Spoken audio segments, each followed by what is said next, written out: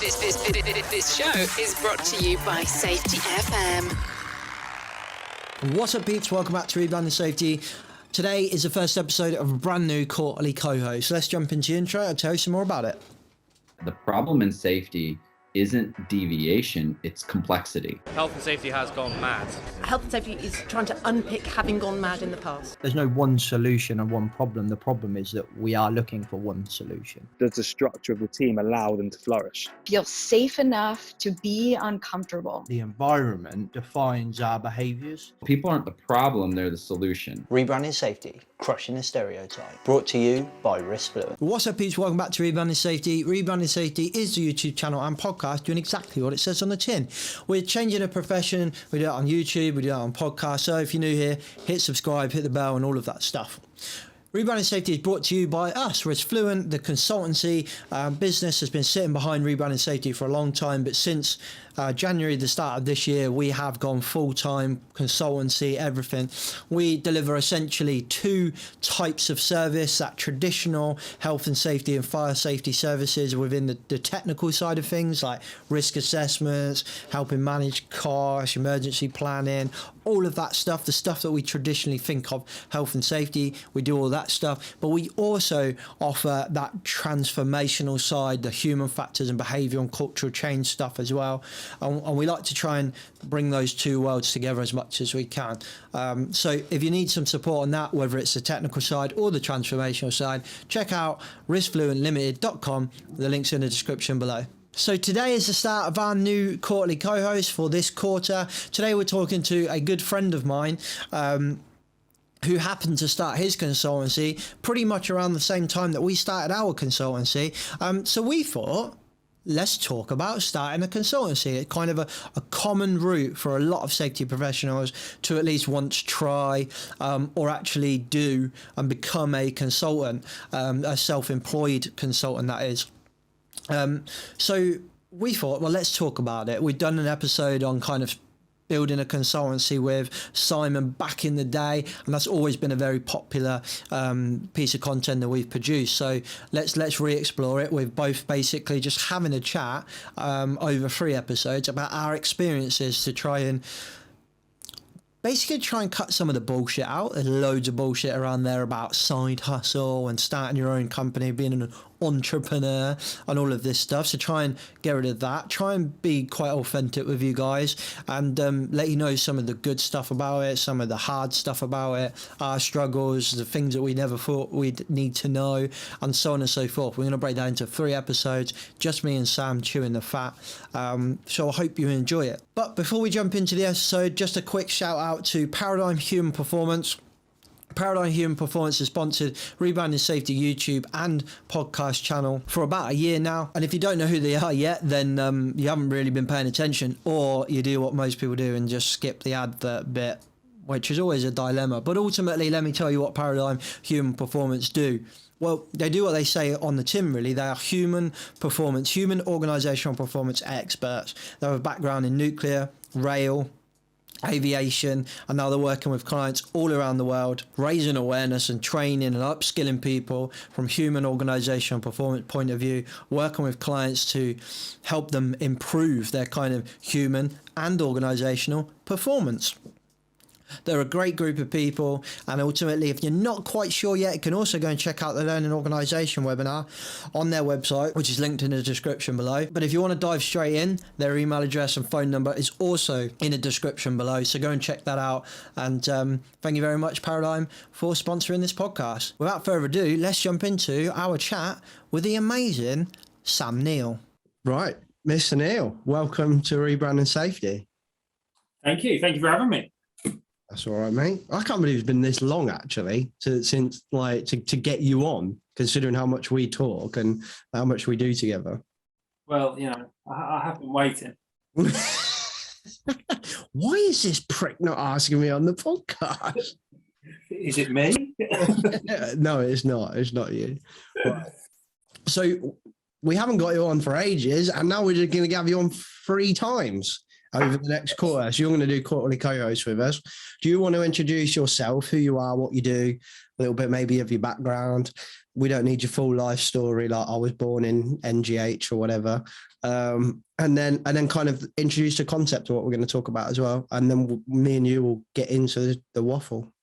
Yes, yeah, sure. Thanks. So I'm Sam Neal. I run a health and safety consultancy called Orchard Safety.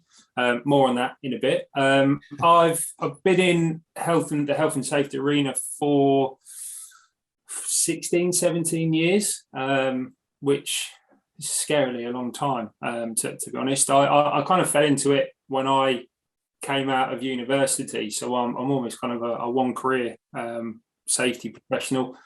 Started at a large health and safety consultancy and training organisation in their sales team.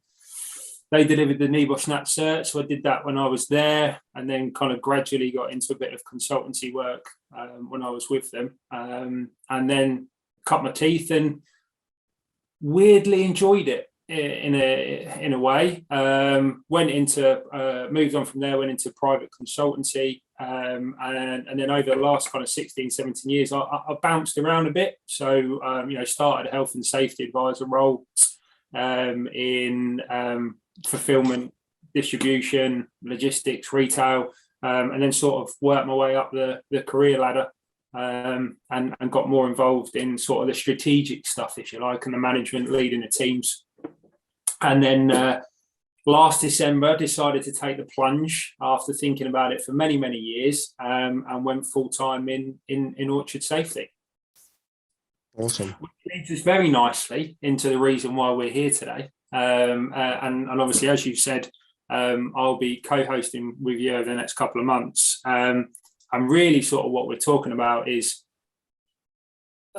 jumping into health and safety consultancy. We're both pretty new, both done it at the same time, bizarrely and quite strangely, and have both been quite a support for each other as well along the way with our deep and meaningful chats over the last couple of months. Yeah.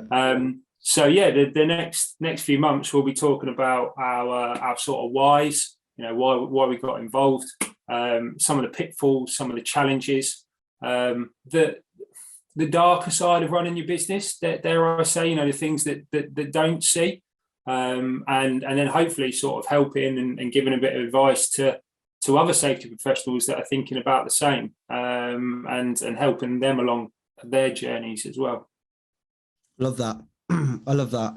Yeah, like a kind of authentic insight into the reality of it, because I think a lot of people see the well manicured and procured LinkedIn, Instagram version of entrepreneurship and starting your own business and the hustle, and you're just like, yeah, it ain't like that, mate. Like, you know what I mean? It makes it feel like you're gonna fucking wake up and all of a sudden you're Stephen Bartlett and you're driving around with a fucking brand new Range Rover. It's like, nah. It doesn't well like that. There's a lot that people don't see, and I think in certain instances I've been quite naive, and it's all a very, very steep learning curve. Don't get me wrong, I've enjoyed it, and we'll touch on those bits as we go through it. But people don't see the tough parts and the stuff that goes on behind the scenes, and it's it's been interesting. Yeah, that's for sure. Okay, let's so we call it co-host. It's basically just gonna be me and you for 3 episodes, just chewing the fat, which I really love that. I think that's gonna be really nice. Let's kind of just get like straight in then. Like, why did you start your own consultancy? Were you always gonna do it, or was this like, oh, this seems like a good idea? I ask myself that question every day. Did I do this? Normally about 7:30, 8 o'clock in the morning. I think I've always subconsciously wanted to run my own business. I think if you spoke to teachers in school, it was always something that those really awkward career advisor kind of people that you go to. I think it was always in the back of my mind somewhere that I wanted to run my own business. I don't know whether that's why I got into safety, because that's a potential avenue to run a business. I don't know. I've never really sort of given that any thought, to be honest. Why I did it now? Well, I've partly got my partner to blame for that, because it's something that I've been, thinking about and toying over and pontificating and overcomplicating for so long. And I sort of did all the formalities last July, and my idea was to just keep it in the background, tick along nicely, but also have a full-time job at the same time.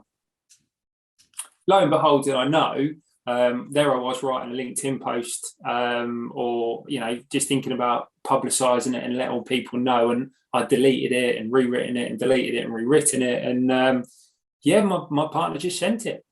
And there it was for everyone to see, and you were still employed and they didn't know, I might add, which yeah. So there I was, frantically like, shit, do I know am I friends with anybody, connections with anybody on LinkedIn from work? Yes, I am. Oh my God. So and in a way, that's exactly what I needed. I just needed that, and my partner knows me really, really well, and she knows sometimes I just need a push in the right direction. And when I'm in the moment, I just sort of deal with it and sometimes flourish. So, and there I was, and then really fortunately for me, I got inquiries, I got friends and contacts and people that I'd worked with before, and before I knew it, I was then looking at exiting full-time employment, because I had enough work to start this year with to support myself and support my family. So, whilst I needed a bit of a nudge in the right nudge in the right, I don't know, really, nudge isn't the right thing, a full-blown forceful push in the right direction. It's sort of paid off. It's paid off. Why I wanted to do it, I think, is purpose. Okay. And I think that's something that I've always kind of looked for in a role. And I mean, you'll know this because you've been in safety roles and you've done different roles in different companies. I sort of found myself having the same conversation over and over and over again. And I think everybody over the last 2 years has probably reevaluated their life at some point, because of the shitstorm that we've been through over the last couple of years. I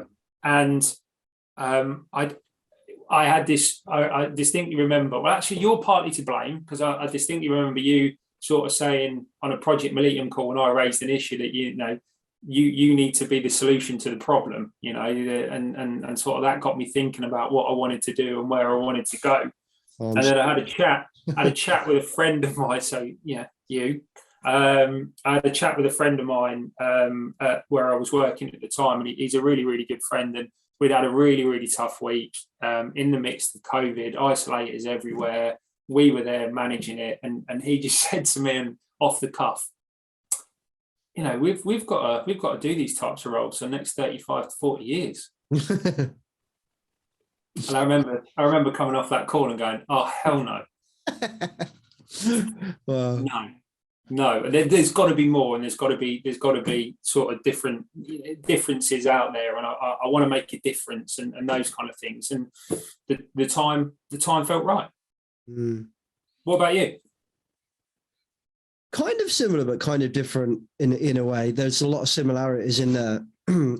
Similarly to you, I've always wanted to own my own company. Always wanted my own empire. Like I look at people like, when I was a kid, it was my Uncle Lee, who runs a very successful building company. But then as I got older, I was like, yeah, that's not big enough. Like I want something else. Like, and I get to like young adulthood, and I'd look at, I don't know, at the time, I don't know who it would be, but like people now like kind of Gary Vee and, you know, Simon Bartlett, like my aspirations are borderline delusional. And you don't do things by half measures, though, do you, James? no, I do not. There's a running joke in my family that I've had shitloads of hobbies, because I go all in. Like, I'll find a hobby, I'm all in. I'm like, got all the gear, no idea. Like, I'm in it. I'm a geek for that thing for like average of about 5 years. Then I'll get bored shitless of it. And I'm like, right, next thing. And I'm all out. Like, I'm in the deep end or I'm out of the pool. And that's kind of how I do life in general. Like, I'm like, we're trying for Maggie before she was born. And I'm like, I'm cool if we have twins, man. I'm totally cool with that. Like, I am in the deep end or not. I'm so happy we didn't have twins. Like, it's easy to say you want twins when you haven't got a baby. But yeah, so I always wanted my own company. Everything I've done, even as a kid, I'm like, I could think, okay, I'm delivering newspapers. This could be a business. You know, well, I used to be a chef.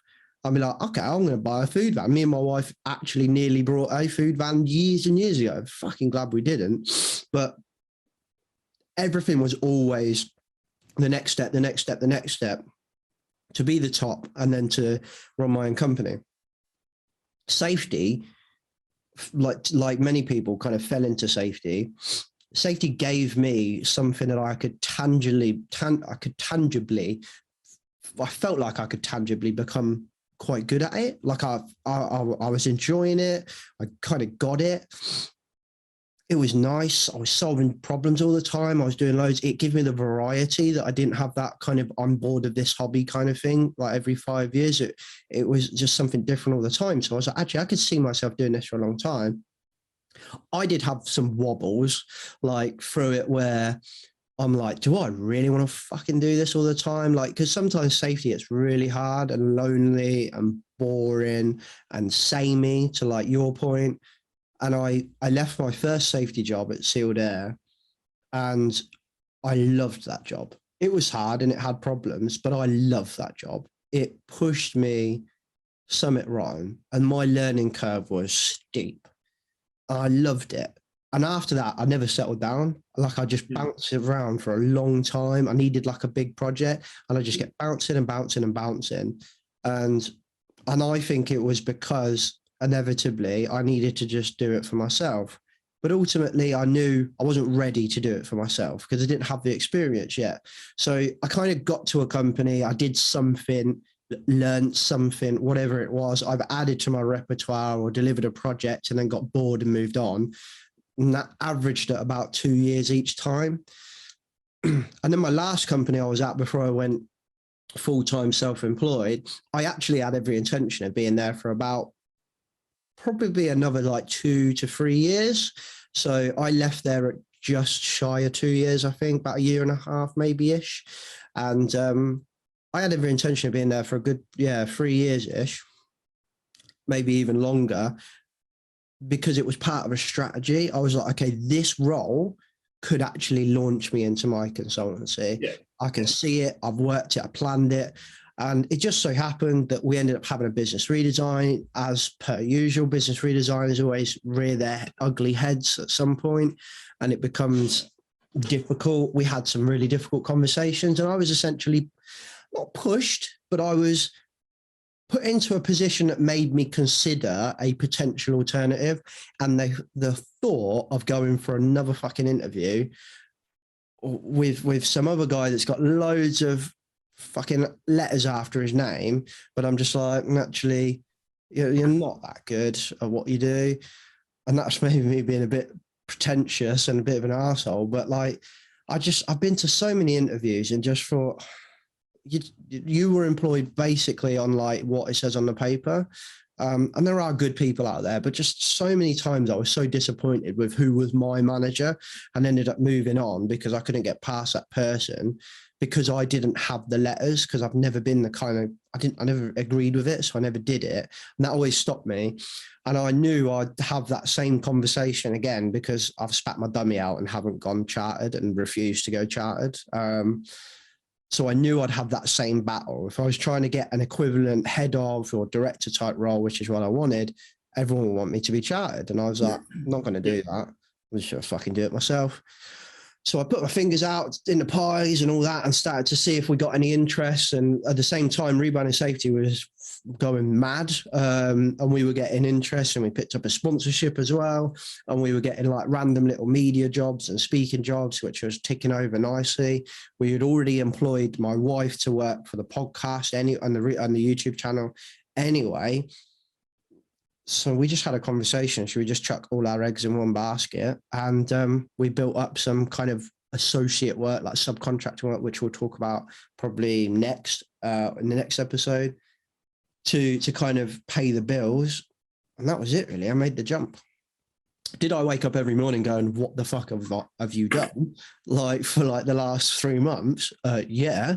And then some days I'll wake up and go, this is the best decision I ever made. And ultimately, I think it will be the latter. But yeah, very similar to you. It was always going to happen. But I think we needed something like I think you needed your partner to send that post out, like kick you off the cliff edge. And I think I needed my previous employer to have a different path to me, because it shoved me into making a decision, because I don't think I'd ever made it.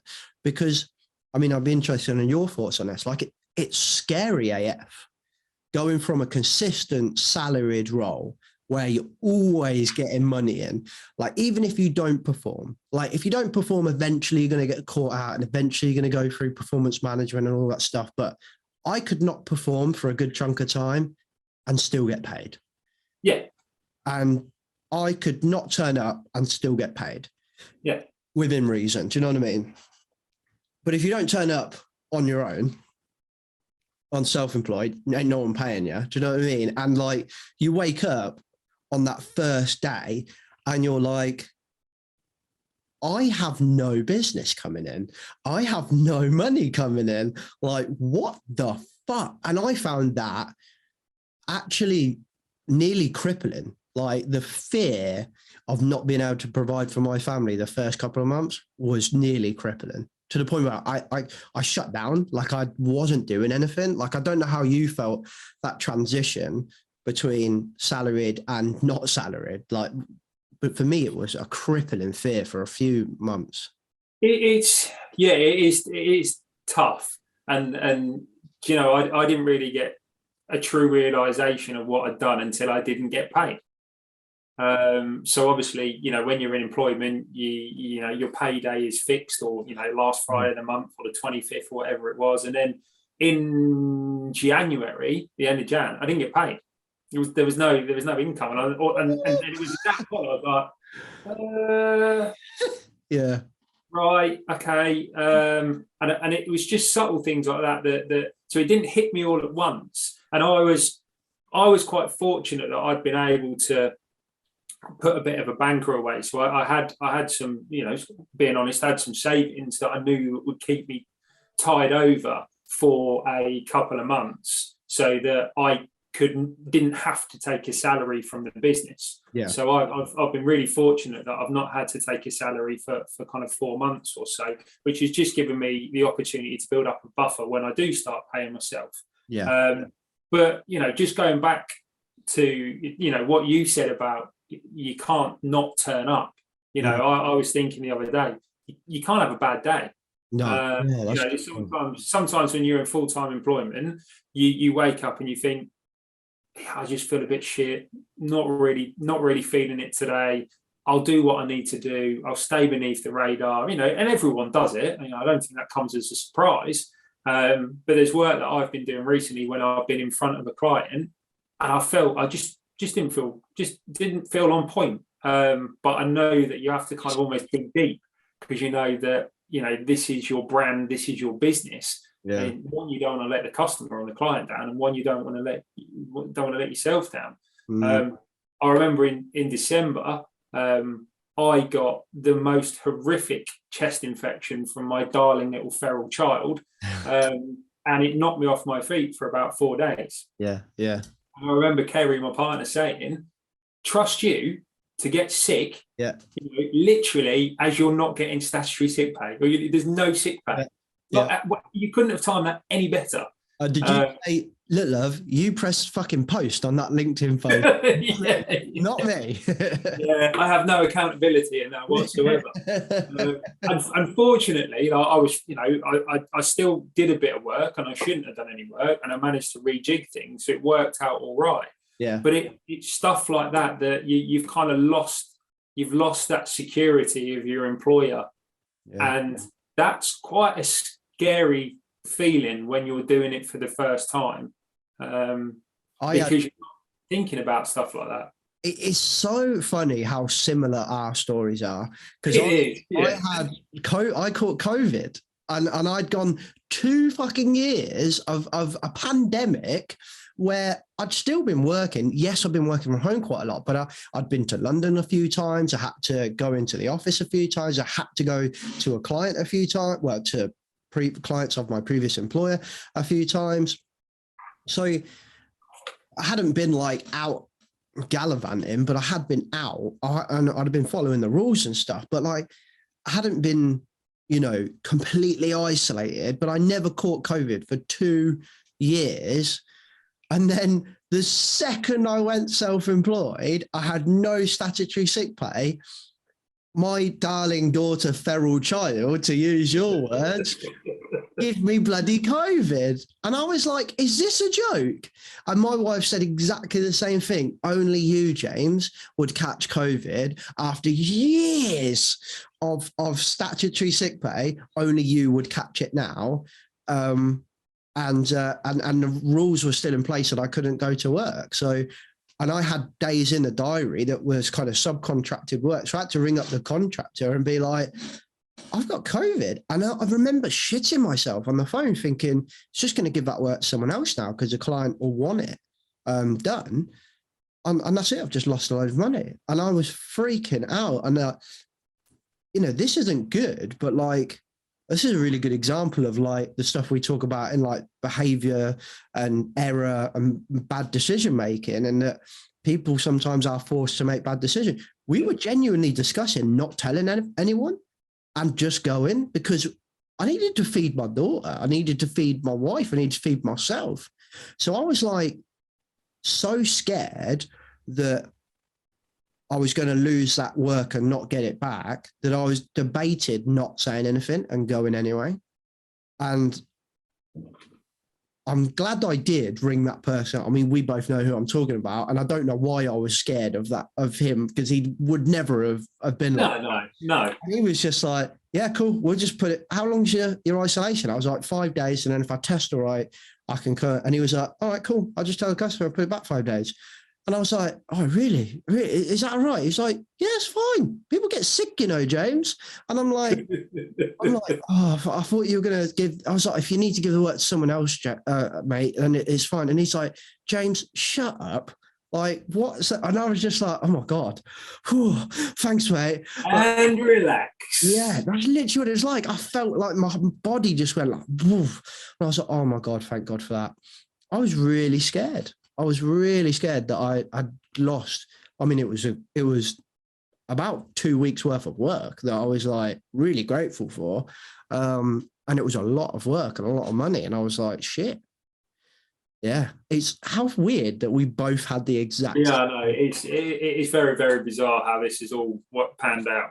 Yeah. Really weird. Really weird. I remember the something that really hit me when we made the decision.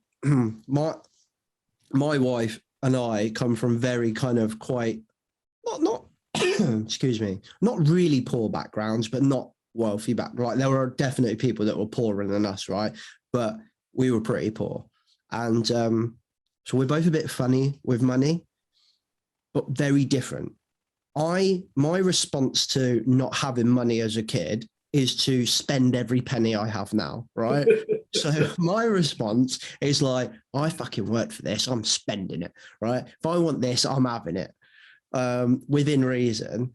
Sherry's response is to hoard it. So Sherry's like, oh my God, we've only got a buffer of like 100%. We're skin. And I'm like, hang on, we've got a buffer of 100%. Like, we're not skin at all. I have exactly the same conversations. Really? Which one are you? Which one are you? The spender? I'm the you. I'm the you, yeah. Spender. I've earned it, so I'll spend it. Yeah, too right. Yeah. James, just get the £5 bottle of wine. No, I don't like that £12 bottle of wine, but I'm buying it. Like, and I remember like my reaction to this was like, we're going to make this work. And I want to talk about like making a decision and stuff in a minute as well. Maybe this will come on to it.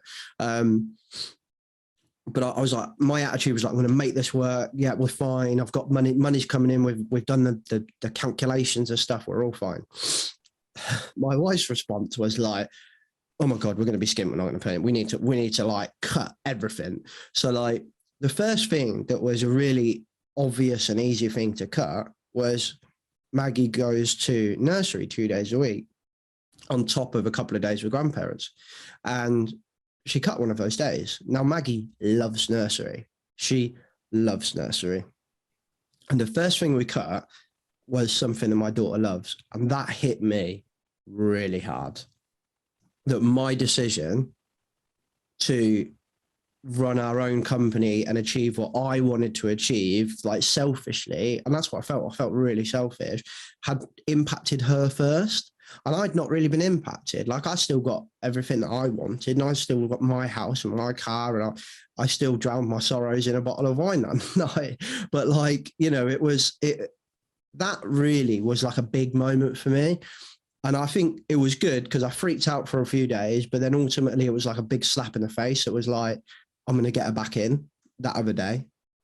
And that was like a big moment for me. I don't know if there was any kind of big kind of defining, you've spoke about a few already, but like any big kind of defining moment for you that you were like, oh my, that big realization. I know you spoke about like the salary not coming in, but was there ever a point where you were quite scared about it, or was it when that salary kind of stopped coming in? I don't know whether I've been scared. I think there's been a few, you know, what the hell am I doing sort of moments, and I know we'll come on to talk about some of these, so I don't want to go down the rabbit hole just yet, because they'll come up in later episodes. But I think sometimes there's this misconception that if you run your own business, you're doing it because you want more freedom. Yeah. And well, I'm yet to find that freedom, if I'm completely honest with you. It's out there somewhere apparently, but I'm yet to stumble across it.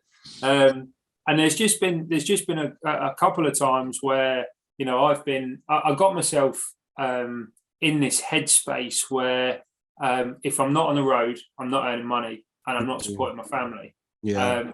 And that's actually a really unhealthy mindset to be in when you're starting out on business.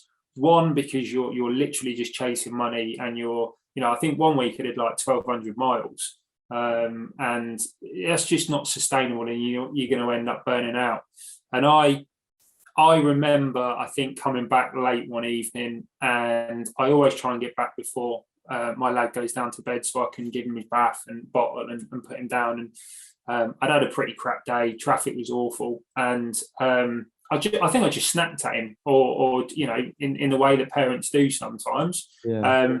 And that was a bit of a moment for me that I had a bit of a moment where I thought, am I doing this for selfish reasons? And this sort of comes back to that why, doesn't it? Of why we've taken the decision to do this. And I started beating myself up a little bit that I've done this for me, rather than doing it to kind of help my family and provide the standard of living and be able to do things that I want to do. Yeah.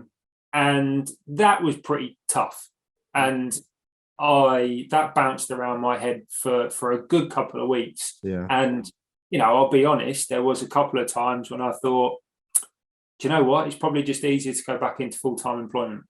Yeah. Because it's an easier option. It's a cop-out. You know, I know where I'm going to be. I've got a salary coming in. I've got a pension. I've got holiday entitlement and all those kind of things.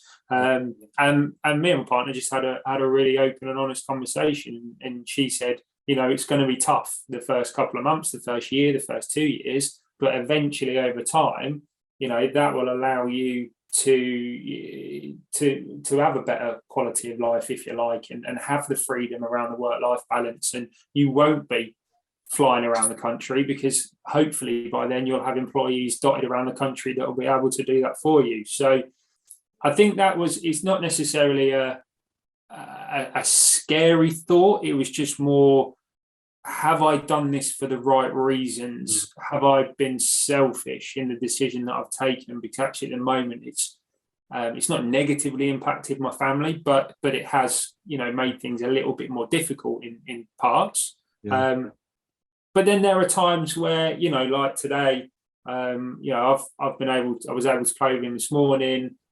He's back this evening, and I've worked from home, and so it kind of weighs up quite nicely sometimes. Yeah. But that was a bit that was difficult for me to get my head around, and I struggled with it for a while. Yeah. Thank you for that, Sam.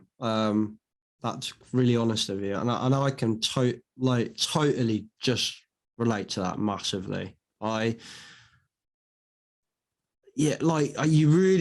really question myself the same as you. Like, am I doing this for me? I'm 100%. There is a part of me that is doing this to satisfy me. In that I want to be on my deathbed. I don't want to be on my deathbed, but when I'm in my deathbed one day, I want to know that I at least tried and I ideally succeeded. But ultimately, there's always a big part of it that's for Maggie and for Sherry, like 100%. There's a massive part of it. Like I said, when I was a kid, fair play, my mum worked really hard to try and get me what I wanted as a kid. Because, when you're a kid, you got no context as to what's going on. You just want things, don't you? Yeah. And then when you don't get them, you're like, God, life is horrible. And I have always said to Sherry, like, whether it turns Maggie into a spoiled brat or not, I don't care. She will want for nothing. And I will work my ass off to make sure that happens. And then taking her out of nursery was a massive moment for me, that I was just like, shit, I've just done this for selfish reasons. And I always said that she will want for nothing. And I remember seeing a couple of jobs, and I was like, screw it. I'm just going to apply, see what happens. And I clicked the apply button to go through to the application form, and then I never filled it in. And I was like, no, I know this is right. I know this is right. But it was. And I think, sorry. I think you need moments like that, don't you, to reassure you that you're, the why and what you're doing is absolutely the right reason, and I think you're quite similar to me sometimes I spiral. so the selfishness thing came into my head, and then it was, well, no one's going to buy from me anyway, because I'm just another safety professional. Yeah.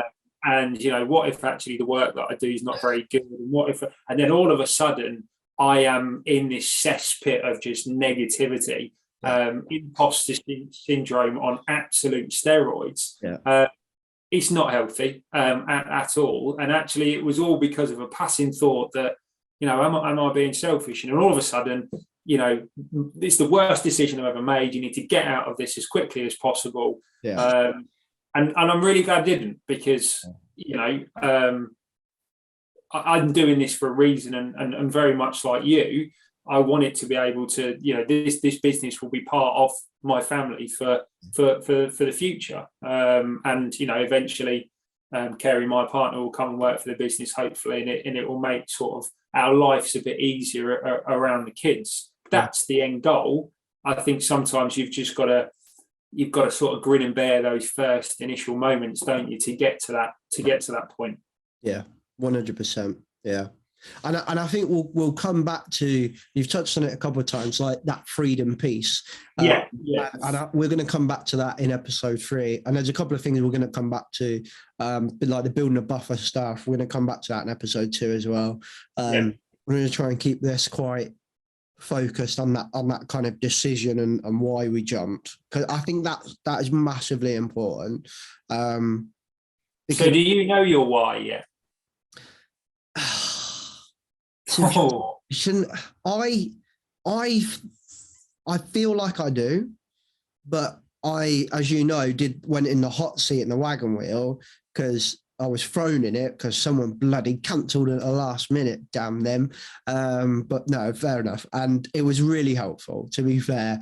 I 100% did not want to do it. Like I absolutely didn't want to do it, but I'm glad I did. And for those that don't know, that are not part of Project Mollitiam, like basically we have this quarterly event and we have like what we call kind of compassionately called the hot seat. It sounds really bad, but like, you know, it's just naturally become called the hot seat. Yeah, so you would go in, you would present a challenge or a problem or something you're working on, and essentially everyone makes you question your life's purpose because you just get questioned for about 20 minutes and you feel like it's a Spanish Inquisition. You're like, ah. But ultimately it's really enlightening and it's really powerful when you reflect on it for weeks on end afterwards. And anyway, in there, it was really interesting, and I have probably changed my thought process on getting your purpose and your why, because I know what the company's purpose is. It was the same reason why we started Rebranding Safety. I think there's a lot of safety stuff out there that, one, doesn't deliver impactful risk management, and two, is that kind of is done to the people, not with the people. If I was probably going to try and summarize it enough, there's a lot of like stuff that's not impactful or kind of evidence-based, and there's a lot of it out there that people are not benefiting from on the shop floor. So then they're probably my two company values, is to like make impactful evidence-based risk management, right? And I know that. And I know that Rebranding Safety stands for that, and what we do is a big part of that. And I know that RiskFluent and everything that RiskFluent does will be the same and is the same. However, I went into this hot seat with that clear in my head because I'd actually done a lot of work on it. But Graham actually said, James, you need to, I think, spend some time on like your purpose and your why. He was like, because you spoke more about like paying your mortgage, and I'm not going to recruit you to pay your mortgage. And I remember initially being quite pissed off that he said that. Like, I didn't say anything back to him because he said it for a reason, but I remember being a bit pissed off, more at myself, that I know my why. So why did he feel like he needed to say that? Because I didn't like that he needed to say it. So I kind of went away, and for weeks, I was like, I fucking know my why. But I think I come to the conclusion that I have the company's why and I have my why, like, you know, but I think that why can be overpowered by temporary needs. And my temporary need has been, and probably still is, to put food on the fucking table. Yeah. I don't give a shit about impactful risk management right now. I would massage someone's feet for 100 quid, easy peasy, right? Because just for 100 quid, I'd do it for 50 if I'm honest, Sam. Like, but do you know what I mean? Like, it's like, do I have the company's why? 100%, right? Do I have my why? I think I do. Yeah, 100%. Could you drill into it and take me to a point where I'm like, oh, actually, I'm not sure? You probably could. But ultimately, I'm pretty clear on what the company's trying to do. But temporarily, my needs right now are to put food on the table. There are some non-negotiables in that. There are, like, if somebody said, can you just sign your name on this piece of paper and not come and look at our you know, company, or just, you know, tick the box type stuff, I probably would say, no, I won't do that. If I was asked to do something I'm not competent to do, I would definitely say, no, I'm not doing that. And I have turned work away, and I have walked away from customers as well, which we'll get into in another episode. But I 100% had a temporary why, which was to feed and protect my family. And I think that's the reason why I had a bit of a problem with this why and purpose stuff, because I'm like, we talk about it in Simon Sinek, and I really like Simon Sinek's work, but you talk about it in there, and I'm like, do you know what? Like, yeah, I have a why, and that why might be playing football for Liverpool or whatever. But right now, my why is doing something else. And I don't know, but that was a very, very long answer to your question, Sam, because I've had an internal battle with it. But like, I'd ask the same question back to you. Like, do you know your why? No, I don't. I think I'm a bit like you, in the fact that I'm sort of refining the why as I go. I know why. I know why I set up the business, or what I want the business to do, and fundamentally, when you strip it right back, it's just to help businesses do health and safety, but do it right. Yeah. I've been fortunate and unfortunate to see some of the stuff that's out there, and the support that's being given to businesses that I don't sort of fundamentally agree with, and want to try and help businesses sort of, like I said, do health and safety, but do it right, do it in the right way. Excuse me. I think a large part of my thought process into starting the consultancy is I had an opportunity to I looked back, I guess, and kind of thought, when in my career have I enjoyed what I do the most? And if I'm going to be doing this for the next 30 to 35, 40 years, then I might as well enjoy it, and sort of help businesses as I go along. Yeah. And that's when I started sort of just writing down stuff. I love training. I love being in a room with people, seeing those light bulb moments where they sort of, they kind of get it, and they see it through a different perception. I mean, there's nothing better than that sometimes. Yeah. So straight away, there's training. I love working on problems and trying to find solutions, and that sort of lends itself really well to consultancy. So, fundamentally, I want the business, like you, to support my family and provide a lifestyle that we enjoy, and ultimately gives me the ability to be able to enjoy it with them. But I've sort of recently been setting myself some objectives, some sort of like targets for the business over the next couple of quarters and the next couple of years. And it's really interesting when you get into those conversations, and we know, a certain person who's great at asking questions like that sends you right down a rabbit hole when he's coaching. And it really interesting for me is, when I looked at what I want my business to be, it wasn't the best. It wasn't a leader. It wasn't, working with the biggest organizations. Actually, the thing that kept coming through was authentic, which surprised me. I think if you said to people that were starting out in business for the first time, they'd say, "What's your aspirations?" Well, we want to be the biggest and the best and the leader in the market. And actually, I wasn't really that fussed about that. Actually, what I wanted to do is deliver sort of services that were authentic and respected, and actually helped organizations do things the right way and improve their own organization so they can see growth. Yeah. And there was something quite nice for me about that when I reflected on it, that I'm not, and I've said this to friends, like my best mate and I were having a chat recently, and he jokingly said, 5 years time, it could be a couple of mil turnover.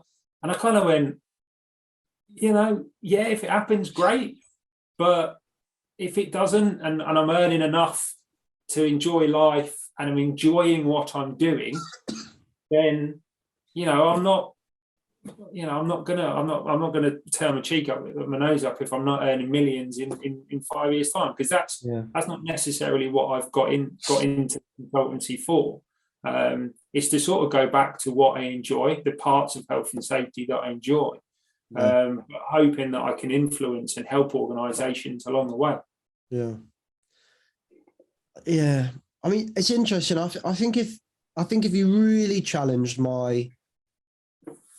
the kind of why about like the very safety specific why, I think that would be very much the company's why. I'm not 100% sure it's my personal why. Yeah. And I'm also not sure that one person can have one purpose. Do you know what I mean? Like It'll change, won't it, depending on your circumstances at the time. Because there is like a selfish part of me that's like, I do want to be the thought leader in my chosen field. I do want to be, you know, one of the go-to names. I do want Riskfluent to be one of the go-to brands within my chosen field. And there is also, I always use this really silly example, right? Have you ever watched the film Hook? The Peter Pan one? Yeah. Yeah. You're like, where the fuck is he going with this? Where's he going with this? Remember, like in the beginning, where they're on the airplane, and then he's on the phone, they're on holiday, and his kid's like, bouncing the thing, and he snaps at his kid, and then he's late for the baseball. Without going too deep into my deep daddy issues that I have, right? I was a fatherless child and am a fatherless child. And I remember watching that as a kid and still wishing I had that dad, even though in that moment, in those couple of scenes, he's a bit of a shit dad. Yeah. And now I look back on it and I, as an adult with a bit more of a mature understanding of my daddy issues and like psychological understanding and shit, I can look at that and go, actually, I'm glad I didn't have a bad dad. It's better to have no dad than a bad dad, if that makes sense, right? So I look at that scene and I say, I want my own company. I want my own fucking empire, right? But not at the cost if I'm that dad. So like if I'm late for Maggie's whatever she does, you know, playing rugby for England women's one day maybe, or not, do you know what I mean? Or just going to the local club and doing karaoke or going for a beer or whatever me and Maggie do that's our thing when she's an adult or a young adult. If I'm, or even a teenager or a kid or whatever, if I'm missing them and I'm not going to them or I'm late to them and I'm not present with her, that's also a failing of my purpose. So like those two purposes can conflict, but I need to make sure that they're together. So when I hear people that kind of like, I think there's loads of platitudes around like starting a business, and they're like, find your why. Like I don't have one why. Like I have loads of whys. I have loads of things. And someone might disagree with that and say, no, you will have one thing. But like fucking hell, would you hear me ever say, you know, that money is more important than me being a present dad? And I don't think parent would say that. I'd like to hope not. No, well, yeah, exactly. And I just think, I don't know, I think it's a bit of a platitude to say find your one purpose, but I get why we're having those conversations. It's a good conversation to have still, but like, it's not one, it might be two, it might be three, it might be four. Another platitude that really annoys me, I don't know if you heard this when you started your company, but pay yourself first. Did you get that? No, I've not heard that one. You've not heard that? Oh my God. No. Always, like, this has pissed me off, right? When people, the amount of fucking people that said, one bit of advice I wish I had, James, when I started, is always pay yourself first. I'm like, all right, I'm sure my fucking bank manager won't agree with that. Do you know what I mean? Like, I'm sorry, NatWest. I'm not paying my mortgage because this business book and my coach said paying myself first. So I'm going down Sainsbury's, I'm getting myself a 6-pack of Doom Bar. I'm having it because I need to pay myself first. Sorry, Maggie, you're not eating this week because I need to pay myself first. Like, I just think it's such a stupid platitude. And like, there's so much bullshit around business and money and the hustle that I think maybe there's another why in me that's like, to your point around authenticity, and like, you know, why I put that post up that sparked me and you kind of doing this around, you know, actually I'm really I was really struggling at the time that I put a post up, and I spoke to a couple of people who also said they were struggling, but then I scroll through LinkedIn and they're like, my life's amazing. I'm like, I fucking just had you on the phone 10 minutes ago and you're basically crying. Like, so I was like, I had enough. I'm put the post up saying, actually, I'm really struggling and this is really hard. So I think there is also a part of me that wants to be really authentic and say, like, this is the business. You know what? I'm not paying myself first. I am making sure that me, my wife, and Maggie have the standard of living that we've come accustomed to within reason. And we've managed to keep doing that so far. But like, pay yourself first to me just sounds like a stupid platitude that without context to it, they might say, well, obviously you've got to pay your bills. And okay, that's fine. We'll say that in your platitude then, because I think someone could misunderstand that. I can also imagine that when you have got employees, they're not going to be overly impressed if you're paying yourself first and not them. Do you know what I mean? Sorry, you know, we're having to do redundancies this month, but my dividend was sick. Do you know what I mean? Like, that's just not. I had to refuel the boat, so you can't get your bonus this month. Yeah. Just on the back of the yacht, being like, with your pound notes. Like, and I just think there's some stuff like that pisses me off. And like some stuff like, you know, money doesn't buy happiness. No, it doesn't. And I get the notion behind that, right?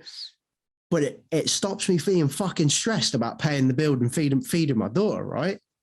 And there's stuff like that I think there's a part of me that also wants to use, hopefully, the success of Risk Fluent and Rebranding Safety to prove all these platitudes are just bullshit. Yeah, and you can get really lost in them and caught up in them and overcomplicate them and try and apply them and actually, if it doesn't work for you, it doesn't work for you. That's absolutely fine. You know, when I first started, I was reading, you know, as much as I could on just Googling sort of how to start a business and that kind of, and some of the stuff that you read, you just think, really? I don't know. We're going to come on to some of this in the second part, but you know, going back to you're that bit about the pay yourself first,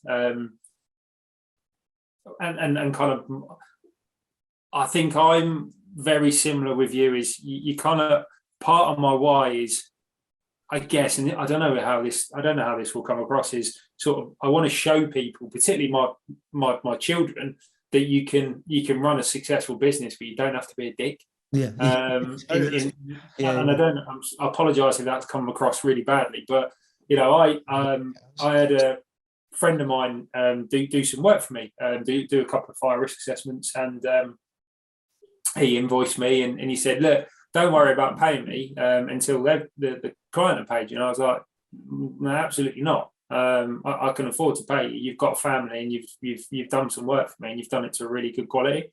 So I paid him, like, it's literally when he sent through the reports. And he came back and was like, you didn't need to do that. You didn't, you know, that's you could have waited, the payment terms and stuff. I said, look, at the end of the day, you've done me a service and you've done a really, really good job. So you deserve to be paid. So I've paid you. And he went away and was, you know, really appreciative of what I've done. But, you know, stuff like that is kind of, again, part of the why I've done the business, is you can do things the right way and still run a successful business. I'm not saying for a second that people don't. That's not what I'm saying. But I think there's, you know, I kind of hold myself up to quite high standards. And I think if I was in my friend's shoes, you know, I'd be expecting, you know, maybe a similar treatment. Yeah. Yeah. We always talk about, like, when people talk coming back again to like the why and the purpose, like, I really struggle to put it into like a word, but I can normally always describe a scenario or a situation. Yeah. And if someone was to say, like, what do you want Risk Fluent to be? Like, I want us to have customers and employees and ones that say nice things about us.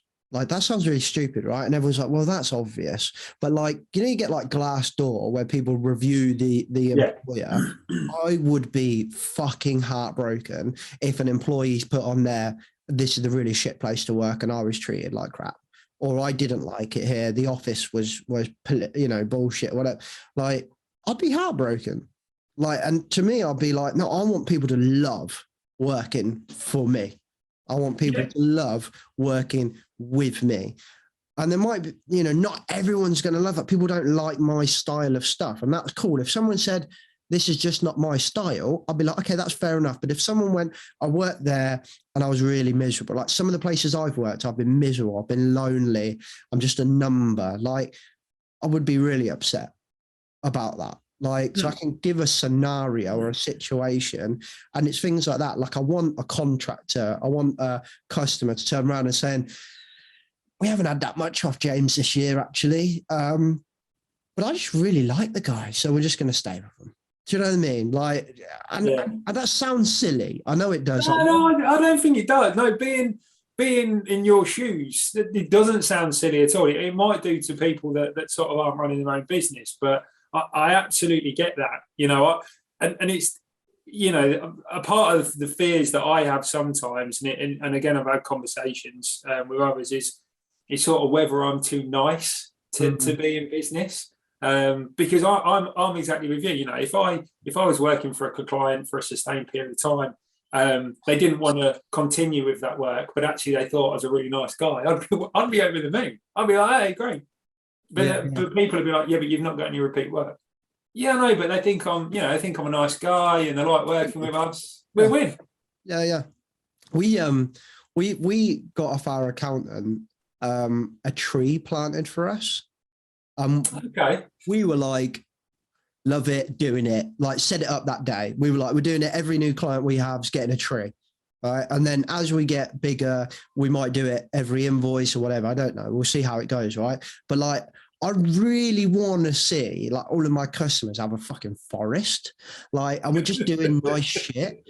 Like, and I need to message the person back that I'm going to talk to. And I understand where it's coming from. And this is not a criticism of that person in case they are listening. But I did get a message saying, careful that this isn't like greenwashing and virtue signaling and stuff like that. And I was like, do you know what? I didn't even think of that. I just thought it was a nice thing to do. If I found out that Tree Nation, the company we're using, aren't actually planting trees, would I be pissed off? Of course I would, right? I really would. But I'm just going in and trusting that company. And for me, it was a nice thing to do.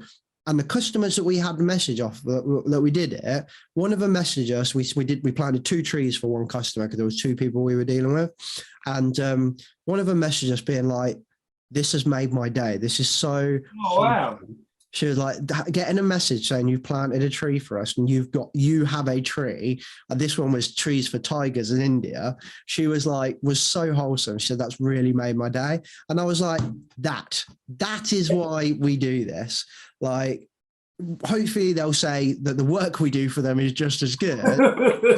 Those little things. I think those little things are things that I want Riskfluent to be like just those silly little things that people will remember and get a little bit of a sense of warmth from, for me was all part of the why of Riskfluent. Like, there's a feel to Riskfluent for me. And I probably couldn't put that into one sentence. It just probably, what's your why? Or here's a book of why. Do you know what I mean? That's why I kind of struggle with that a little bit. Yeah. And I think that's right. And then at the end of the day, it's your why. It's no one else's why. So whether you struggle to articulate that because it is a feeling or a sense of some degree, I think that's absolutely fine as long as you've got it there as sort of an anchor point that you can always refer back to or kind of use as a consciousness, if you like, to make sure that you're still within the framework of your why. It's your business at the end of the day, mate. Yeah, I'll let you know how it goes. We'll probably still be sat here in like 3 years' time. How's the trees going? Yeah. 20 years on, it'd be like, so what's it like running a startup? Well, you're not a startup, be 20 years in. Like, yeah, but we haven't made any more money, so we're just doing the startups. Something's gone terribly wrong. Oh shit. No, right, mate. We've been talking for nearly an hour. My wife's going to shoot off soon. So I need to nip this in the bud. I might be a bit earlier than an hour. If it is, I apologize. We did waffle a bit before we press record. All right. But I think we've kind of tied up our kind of the making of the decision, the challenges of making that decision, the timing of the decision, and our why, which is kind of what we wanted to. Is there anything you haven't said that you wanted to kind of say in the context of that initial decision making process? No, not really. Like you said, I think the first one we wanted to just set the scene, didn't we? Really, is to why we're talking about setting up a consultancy. What gave us the kind of decision to do it, and then some of the whys behind the businesses and what we're trying to do. And I think we've covered that pretty well. Awesome. There was one thing I'm just thinking back that there's in that moment, at that period where Maggie had been cancelled and we cancelled a day for Maggie at nursery. There was a podcast I listened to, and if I remember, I will put it below. And I've quoted this probably nearly every day to somebody, myself, whoever, since then. And it was on the World of Work podcast where there's two people, they talk about like work and loads of stuff. And she said in there, she went on a little bit of a soapbox. And I was so grateful that she went on the soapbox because it was what I needed to hear on that day. And she said, we put so much pressure on the decision being the right decision. And she was like, there is no right or wrong decision. There is only the decision. And you make it right or wrong in the actions that you do after that decision. And I'm fucking driving down the road and I'm like, yeah. That is exactly what I needed to hear in that moment. And for me, I wanted to kind of mention that before we kind of close this out. Because if you are thinking of making a decision, I think there is a part of it that you can plan, but ultimately you just have to make the decision and then make it work. Yeah. And I think there's, I heard something about, sort of choices, which are very similar to decisions, that if you think making the choice is difficult, you should try living with the choice. That's nice. I like that. That kind of resonates to me quite a lot. That actually the decision or the choice to start my consultancy was actually really easy. Yeah. The sort of difficulty starts now. Yeah. Which is obviously kind of what we're going to go into in the next couple of episodes. For sure. Just texting my wife saying we're finishing now. I can hear the shoes going on and everything. Aggressive, like, I'm leaving. You need to come and get your daughter. Downstairs. Yeah. Stop talking, James. Right, Sam, it's only fair if we've talked about Orchard, and what if people want to come and work with Sam? How do they do that? They can get in contact. So you can get in contact with me through LinkedIn. I'm pretty present on there, well, more so these days than I ever have been. So company page Orchard Safety or myself. You can check out the business and what we do, orchardsafety.co.uk. They're probably the best two ways of finding more about me and the business. Awesome. We will put Orchard in the description, link for the website, your LinkedIn, email address, phone number, whatever you want us to put, and make like everything that people need to get hold of you. We'll put it all in the description of every one of these episodes. And, I think you're a great guy and I love what you do. So people should 100% check you out if they need some support. Ditto. Thank you. Right, mate. Thank you very much. Do you want to just quickly mention maybe can you remember what we're going to talk about in number 2? Yeah, so episode number 2, looking at sort of the building and the preparation. So I think we've got, obviously you were thrust into it. I kind of had a little bit more time, so we've got a slightly different way of kind of looking at this. But it's sort of preparing for the jump, things, the unknowns. So the stuff that we've stumbled across numerous times, and then learning some of the tricks of the trade. So some of the stuff that we've learned and some of the stuff that we've been advised to do that helps with the growth of the business. Yeah. Or that we've been advised to do and thought, not really sure that's what we want to do. Maybe not. Thank you very much, Sam. I really enjoyed that chat, mate. Good man. Cheers, mate. Okay, peeps, hope you enjoyed that conversation between me and Sam. That was just the first of 3 like we do on the quarterly co-host. So there's 2 more coming. Sam's kind of introduced the concept as well, or reintroduced the concept, I suppose, in there, and kind of the general structure per se. It's not really a strict structure of what we're going to talk about in episode 1, 2 and 3. So hope you come back next month for part 2 of the quarterly co-host. Otherwise, I shall catch you next week. Safe. The views and opinions expressed in this podcast are those of the host and its guest and do not necessarily reflect the position of the companies. Examples of analysis discussed within this podcast are examples only based on limited and dated open source information and should not be utilised in real life as the only solution available. Assumptions made within this analysis are not reflective of the position of the companies. No part of this podcast may be reproduced, stored or transmitted in any form or by any means, mechanical, electronic or otherwise, without prior written permission from James MacPherson.